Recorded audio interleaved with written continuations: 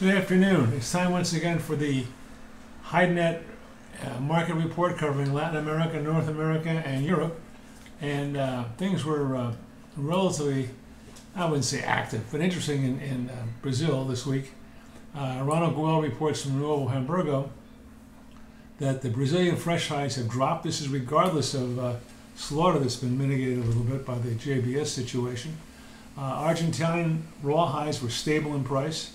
Uruguayan slaughter was down 1.7%, and Brazilian wet blue, like was the case last week, sold at TR1 with unconfirmed rumors at 97, 98, 99 cents, which is probably, I wouldn't bet against it.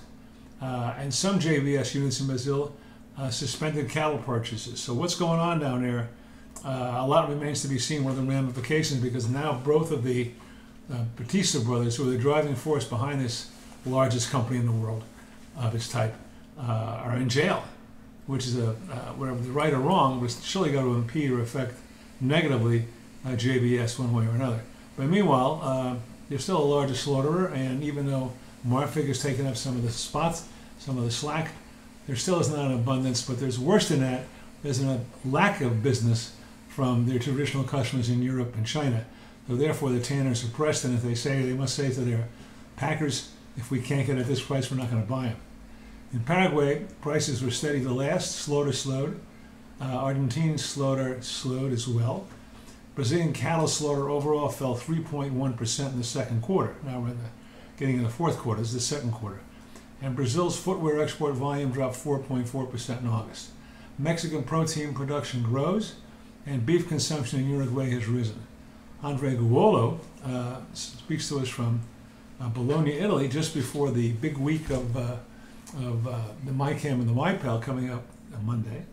But he says European tanners, except in a few cases, have suspended purchase of British hides because there is no clarity. Offered at $1.65 on 36 and up, that's in pounds.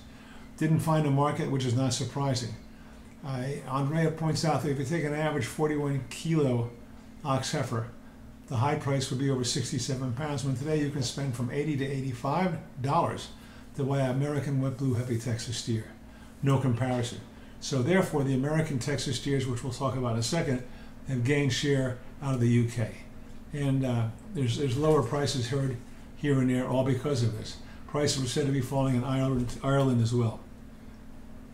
And there's a downward trend in Europe overall. In North America this week, prices were slow. Trading was slow. Prices were mixed. Texas came down a little bit more. But what's surprising and impressive is that all the other selections, like branded cows, native cows, dairy cows, and more importantly, heavy native steers and butt branded steers and side branded steers, basically sold at steady levels. So we've had week after week now of poor sales, and the only thing that's really come down is heavy Texas, which is a major thing because it's the biggest production. On our report this week, we have the United States hide and leather and skin export figures reviewed by country of outstanding sales. We've also got our own chart showing shipments of outstanding sales to various countries. And also, the USDA lowered their U.S. beef production estimates going forward in a couple of years. It appears that the packers did not sell or kill. So therefore, that's not a good sign for the market. But again, with the same week after week, this week they happen to sell to kill a little bit more. But the same thing week after week where more hides are produced than sold, and still the market doesn't go down. That's impressive. Anyhow, we go into detail about that and many other details in our product called This Week in Leather, which covers a raft of areas, and our international report, which you won't want to miss if you deal in more than one particular country. That's it for this week. Thanks for watching. We'll see you next time.